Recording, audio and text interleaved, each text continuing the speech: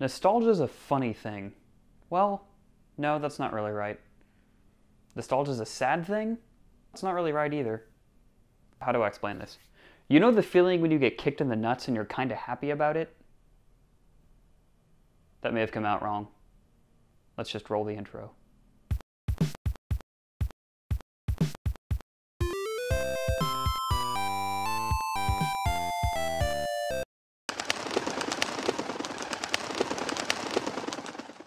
Do, do, do, do, do, do, do.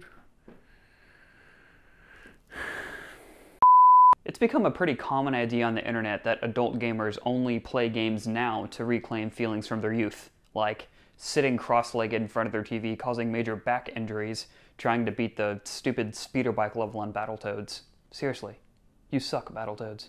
And there's no denying that nostalgia is a powerful force. That's why every trailer for the return of a major movie franchise is accompanied by a reprise of the main musical cue played by a piano that sounds like its entire family just died. Do, do, do, do, do. Even I'll admit that this tactic gets to me. Every time I hear a new Final Fantasy trailer play the stupid crystal theme, it's just a scale going up and down. I feel like going down to Square Enix in Japan and just making it rain all over them. Give me all your games. So why do we have such a soft spot for this blatant manipulation? We all know what's going on. Google games nostalgia and you'll get 1,000 results on people wondering the same exact thing. Why does this resonate with us so much? Even Japanese game studios now are vocal about trying to reclaim that nostalgic feeling for their consumers. And those places are ironclad fortresses for information. They don't say anything they don't want to. I know I keep going back to Square Enix, but they're just such a good example of this right now. They said when Bravely Default came out on 3DS a few years ago, it did way better than they thought it would because it was trying to recapture that nostalgic feeling. It played like an old game. It looked and sounded like an old game. You can even look at Square Enix's new game, I Am Setsuna. That wears its Chrono Trigger inspiration right on its face. Not on its sleeve, on its face. They've come out and said they're trying to make another Chrono Trigger. I think the reason this soft spot exists for us is because we are trying to recreate our childhood. But why is that a bad thing?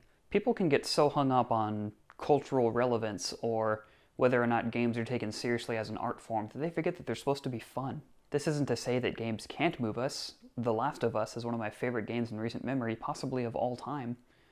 And I don't even think I could say I had fun with that game.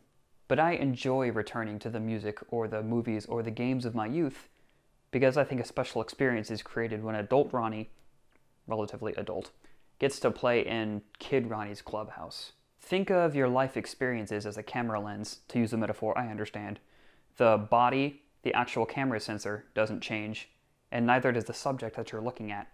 But your life experiences, which you could consider your lenses, completely change the image that you see. I love this nostalgic feeling because it lets me use all the different lenses I've collected over the years. Of course, certain companies will abuse this and will get endless HD remasters or the 4th Indiana Jones instead of new original content. But I think that's a price worth paying because filtering all my childhood loves through my current lens of life experience teaches me a lot about where I came from and where I am now. And I'm obviously not alone in this. That's why all these retro games, or even just retro-looking games, are still coming out now, except all the annoying wrinkles from our past have been ironed out. And there is such a breadth of options now across all different consoles, handhelds, phones, PC, that you could only play the high, culturally relevant, emotional games today, and completely not even touch the nostalgia-infected baby nonsense, as one very polite fellow on NeoGAF put it. So bring on the shameless pandering while I go play Super Metroid for the dozenth time. Thank you guys so much for watching. I am releasing these bi-weekly now, which if that means every 2 weeks, that is what I mean, and not twice a week.